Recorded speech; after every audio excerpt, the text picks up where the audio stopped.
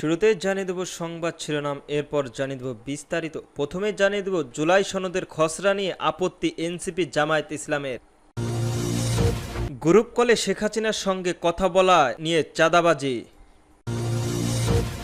জাতিসংঘ মানবাধিকার কার্যালয় স্থাপনের বিষয়ে আমরা উদ্বিগ্ন বললেন সালাউদ্দিন। এবং সর্বশেষ জানিয়ে দেব রাষ্ট্র রূপান্তরের নতুন রাজনৈতিক দিক নির্দেশনা ৩১ দফা দাবি কায়েম চৌধুরী। জুলাই সনদের খসড়া নিয়ে আপত্তি এনসিপি জামায়াত ও ইসলামী দলের। জাতীয় ঐক্যমত কমিশনের জুলাই সনদের খসড়া প্রকাশিত নিয়ে প্রতিক্রিয়া জানিয়েছে জাতীয় নাগরিক পার্টির এনসিপি ও বাংলাদেশ জামায়াত ইসলামী। ৬টি সিদ্ধান্ত গ্রহণ পদ্ধতি নিয়ে আলোচনা না করেই খসড়া প্রকাশ করা হয়েছে, যা গ্রহণযোগ্য নয় বলে অভিযোগ করেছে এনসিপি। এদিকে জামায়াত ইসলামের পক্ষ থেকেও এই খসড়া গ্রহণযোগ্য নয় বলে মন্তব্য করা হয়েছে। মঙ্গলবার ২৯ জুলাই রাজধানীর ফরেন সার্ভিস একাডেমিতে দ্বিতীয় পর্যায়ের ২১তম দিনের সংলাপের বিবৃতিতে এনসিপির যুগ্ম আহ্বায়ক জাবেদ রাসিন সাংবাদিকদের বলেন, আলোচনায় প্রক্রিয়া নিয়ে আলোচনা হয়নি, অথচ হঠাৎ করেই খসড়া প্রকাশ করা হলো, যা আমাদের কাছে পুরোপুরি অগ্রহণযোগ্য। আমরা এর তীব্র প্রতিরোধিতা করছি। তিনি আরো বলেন, যেসব বিষয়ে ইতিমধ্যে রাজনৈতিক দলগুলোর মধ্যে ঐক্যমত হয়েছে, নির্বাচনের আগেই সেগুলো আইনগত ভিত্তি পেতে হবে এবং সেই ভিত্তিতে পরবর্তী সংসদ নির্বাচন হতে হবে। তত্ত্বাবধায়ক সরকার ব্যবস্থা নিয়ে চলমান আলোচনায় প্রসঙ্গ জাবেদ রাসিন জানান, কয়েকদিন ধরেই র্যাঙ্ক চয়েস পদ্ধতি নিয়ে আলোচনা হচ্ছে।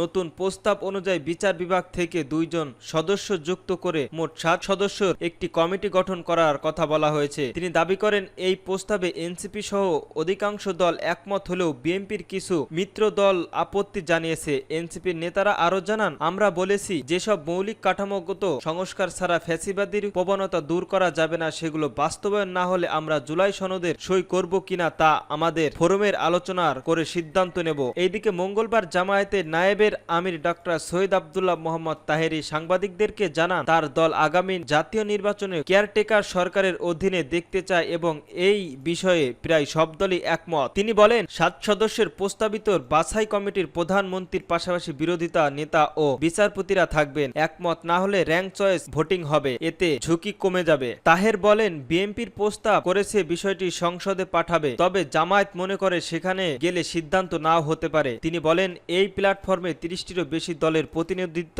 আছে, অথচ সংসদে মাত্র ৫টি থেকে ৬টি দল। এখানে চূড়ান্ত সিদ্ধান্ত হওয়া উচিত। তিনি জানান, জামায়াতে নিজস্ব একটি সনদের খসড়া তৈরি করেছে এবং তা কমিশনারে জমা দেবে। জুলাইয়ে সনদের খসড়া সম্পর্কে তাহের বলেন, এটা অসম্পূর্ণ এবং কিছু অংশ বিপজ্জনক। যদি এটা চূড়ান্ত হয় তাহলে আমরা তা মেনে নিতে পারি না। গ্রুপ কলে শেখ হাসিনার সঙ্গে কথা বলা নিয়ে চাঁদাবাজি। ছাত্র জনতা অভ্যুত্থানের পর ভারতে পালিয়ে যাওয়া ফ্যাসিস্টের দল আওয়ামী লীগের সভাপতি ও সাবেক প্রধানমন্ত্রী শেখ হাসিনার সঙ্গে টেলিগ্রামের গ্রুপ কলে কথা বলা নিয়ে চাঁদাবাজি চলছে। আওয়ামী লীগ সরকারের পতন ও দলীয় প্রধান পালিয়ে যাওয়ার বিপর্যয় দলটি অভ্যন্তরীণ বিভিন্ন সংকট নিয়ে মুখ খুলছে দলটি একাধিক নেতা। আওয়ামী লীগের একাধিক সূত্র ভারতীয় গণমাধ্যমে নিউজ 18কে জানিয়েছে, দলটি এখন বহুমুখী চ্যালেঞ্জিংয়ের মুখে পড়েছে। টেলিগ্রামের কথা বলার সুযোগ করে দেওয়ার নামে চাঁদাবাজি চলছে। বিভিন্ন অনুমোদিত টেলিগ্রামের গ্রুপ জানিয়েছেন তারা এসব কথা। এসব নিয়ে নেতাদের অনেক চরম অস্বস্তিতে আছেন। এছাড়াও এসব টেলিগ্রাম গ্রুপে গোয়েন্দা সংস্থানগুলো অনুপ্রবেশ ঘটেছে।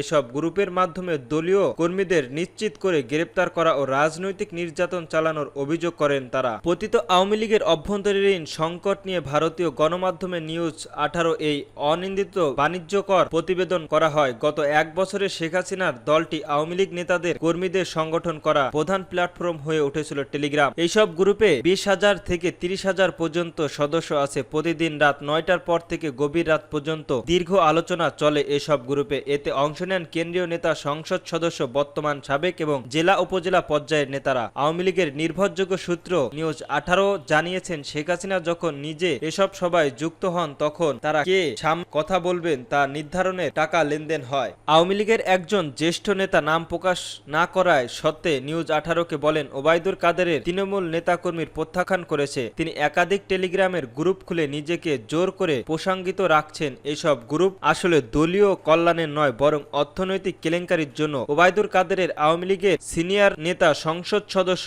এমনকি সাবেক মন্ত্রীর কাছ থেকে টাকা বিনিময়ে শেখ হাসিনার সঙ্গে ভার্চুয়াল বৈঠকের ব্যবস্থা করে বলেন জানান ওই নেতা। ওবায়দুল কাদেরের প্রসঙ্গে কয়েকটি সূত্র ভারতীয় গণমাধ্যমের বলেন, আওয়ামী লীগের সাধারণ সম্পাদক ওবায়দুল কাদের টেলিগ্রামের নিজের প্রধান রাজনৈতিক মঞ্চে পরিণত করেছেন। তিনি প্রতিদিন বিভিন্ন গ্রুপে জোরালো বক্তব্য দিচ্ছেন, ঢাকা ঘেরাওয়ার ডাক দিচ্ছেন, কিন্তু কথার সময়সূচি ও বাস্তবতাধর্মী কোনো পরিকল্পনার ছাপ নেই। তারা আরও জানান, ওবায়দুল কাদের এখন ব্যক্তিগতভাবে প্রতিদিন নিজের টেলিগ্রাম গ্রুপে বক্তব্য দেওয়ার সময় নির্ধারণ করেন, যেখানে তিনি কৌশলের চেয়ে নিজেকে প্রাসঙ্গিক রাখার চেষ্টা মরিয়ায় থাকেন। জাতিসংঘে মানবাধিকার কার্যালয় স্থাপনের বিষয়ে আমরা উদ্বিগ্ন, বললেন সালাউদ্দিন। ঢাকায় জাতিসংঘের মানবাধিকার বিষয়ে হাই কমিশনের কার্যালয় স্থাপনের সিদ্ধান্তে বিষয়ের উদ্বেগে প্রকাশ করেছেন বিএনপির স্থায়ী কমিটির সদস্য সালাউদ্দিন আহমেদ। তিনি মনে করেন, রাজনৈতিক দলের আলোচনায় মধ্যে তিনি এই সিদ্ধান্ত নেওয়া উচিত ছিল। সোমবার 28 জুলাই রাজধানীর সেগুনবাগিচায় ঢাকা রিপোর্টার্স ইউনিটের হেফাজতে ইসলামী আয়োজনে ঢাকায় জাতিসংঘের মানবাধিকার হাই কমিশনের অফিস সংক্রান্ত চুক্তিতে কেন্দ্রীয় করে করণীয় নির্ধারণ শীর্ষক গোলটেবিলে সভায় তিনি এই অভিমত তুলে ধরেন। সালাউদ্দিন আহমেদ বলেন, জাতিসংঘের মানবাধিকার কমিশনের অফিস নিয়ে আমরা উদ্বিগ্ন। বাংলাদেশ যে এখন মানবাধিকার পরিস্থিতি তার চেয়ে অনেক খারাপ পরিস্থিতি। গাজায়, ফিলিস্তিনিতে, আরাকান বিষয়ে বিভিন্ন জায়গায় মুসলমানদের উপর অনেক অত্যাচার হচ্ছে, সেখানে জাতিসংঘের মানবাধিকার হাই কমিশনের ভূমিকা দেখতে পাই নাই। সরকার কোনো রাজনৈতিক দলের সঙ্গে আলোচনা ছাড়া জাতিসংঘের মানবাধিকার হাই কমিশনের কার্যালয়ের করার সিদ্ধান্ত নিয়ে উল্লেখ করেন বিএনপির নেতা বিষয় দুইটি পুনরায় বিবেচনার আহ্বান জানান। তিনি বলেন, বাংলাদেশের সঙ্গে কোনো আলোচনা ছাড়া, মতামত ছাড়া এটা চুক্তি করেছেন, সেটা অন্যায় হয়নি। এই পরবর্তীতে সরকারের আসলে এমন নীতিগত সিদ্ধান্ত নেওয়ার কোনো মৌলিক অধিকার নেই। এমন একটি বৃহৎ বিষয়ে সিদ্ধান্তের ক্ষেত্রে রাজনৈতিক আলোচনা দরকার। সালাউদ্দিন আহমেদ বলেন, এখানে পার্বত্য চট্টগ্রাম ইস্যু আছে, সেখানে মানবাধিকারের দোহাই দিয়ে যদি দেশের অখণ্ড ক্ষুণ্ণ হয় সেটা আমাদের চিন্তা করতে হবে। সবাই সভাপতিত্ব করেন হেফাজত ইসলামের মহাসচিবালয় মাওলানা সাইদুর রহমান। বক্তব্য রাখেন এবি পার্টির চেয়ারম্যান মুজিবুর রহমান মঞ্জু, হেফাজত ইসলামের নায়েব আমির মাহফুজুর হক ছাড়াও অন্যান্য নেতারা। রাষ্ট্র রূপান্তরের নতুন রাজনৈতিক দিক নির্দেশনা 31 দফা দাবি কাইয়ুম চৌধুরী।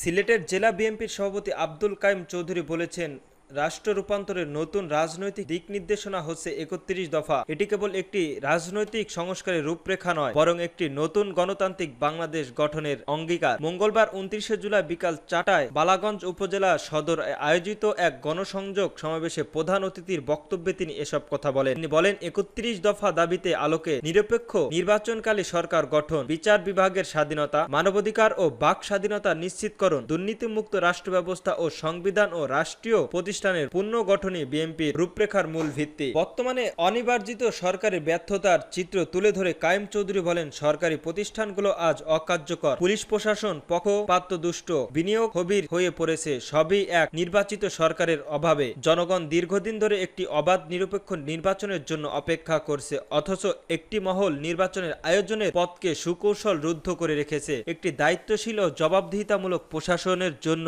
নির্বাচিত সরকার অপরিহার্য। তারেক রহমানের নেতৃত্বে বিএনপির যে রাষ্ট্র পুনর্গঠন রূপরেখা তৈরি করেছে তা বাস্তবায়নের আহ্বান জানিয়ে তিনি বলেন, আমরা প্রত্যাশা করি বর্তমান নির্বাচন কমিশন বিলম্বে একটি অংশগ্রহণমূলক ও নিরপেক্ষ নির্বাচনের দিন তারিখ ঘোষণা করবে। জুলাই মাসের আন্দোলনে শহীদদের প্রতি সম্মান জানিয়ে কাইয়ুম চৌধুরী বলেন, এই আন্দোলনে কারো একার নয়, যার যা অবদান তাকে তা দিতেই হবে। রাজনীতি নিয়ে বেঁচে থাকে মানবতা সেবার চেতনা। যারা শহীদ রাষ্ট্রপতি জিয়াউর রহমান আদর্শ বিএনপির রাজনৈতিকের করবেন, তাদের সবার আগে হতে হবে সৎ এবং আদর্শ নিষ্ঠা।